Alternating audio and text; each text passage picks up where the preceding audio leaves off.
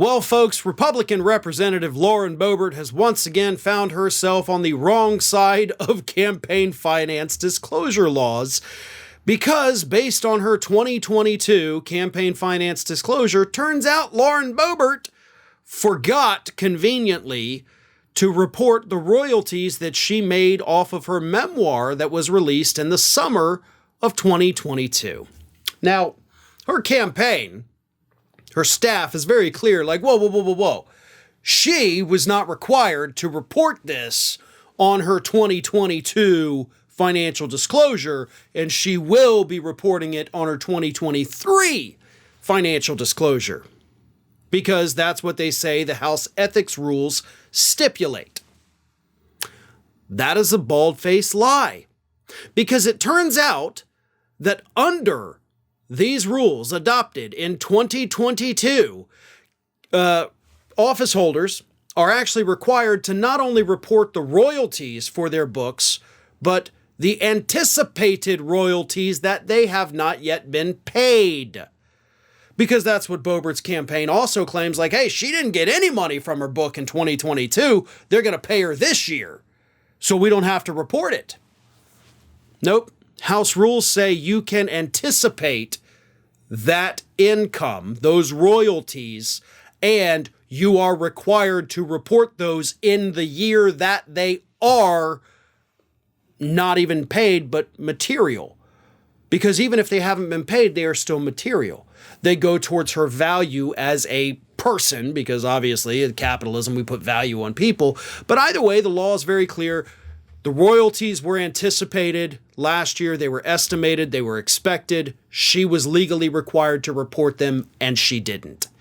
And this report from the Daily Beast actually goes on to say that plenty of other Republicans were in the same position.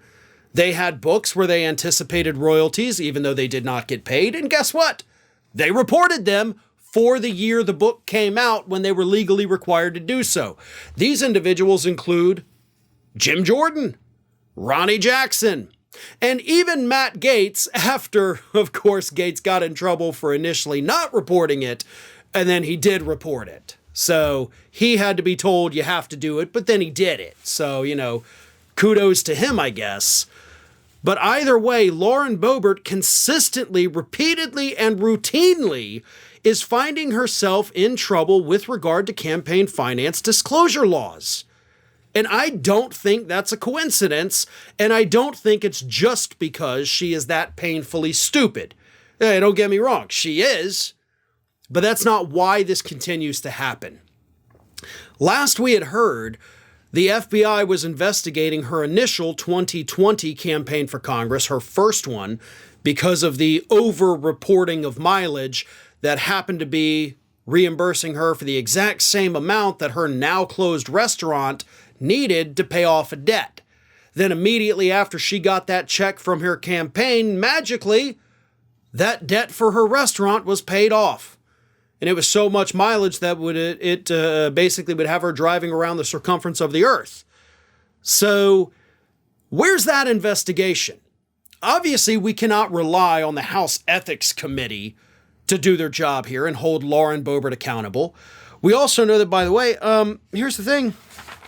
In the report here, it says, last year, Forbes reported that the Boebert campaign may have run afoul of campaign finance rules when it posted online fundraising ads directing supporters to pre-order her book from retailers. Now, typically what happens is that when you have a congressional candidate, anybody who's holding office or running for office, if they've written a book, what they do is they buy a bunch of the books with their campaign money and then give them out to, donors if you donate a certain amount. That's legal. What's not legal, which is what Lauren Bobert did, is telling people, here's a link to go buy my book from, Amazon or Barnes & Noble or Books A Million, using your campaign dollars to send out that information. And that is what Bobert did. So where's that investigation? Where's the mileage investigation? Where's the investigation for her repeatedly failing to disclose the things that she is supposed to disclose? These transgressions, we'll call them, cannot just result in a slap on the wrist. This has become routine. This is who she is. This is what she does. And God bless it, we need to demand accountability at this point because this is getting out of hand.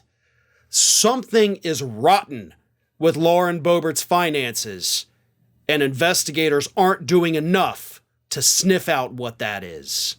Hey everyone, this is Aspen. And did you know that for the low cost of $0 per day, you can subscribe to the Fair and Balanced YouTube channel? We also encourage you to like, comment, and share, but again, click that subscribe button and help Aspen not be so grumpy.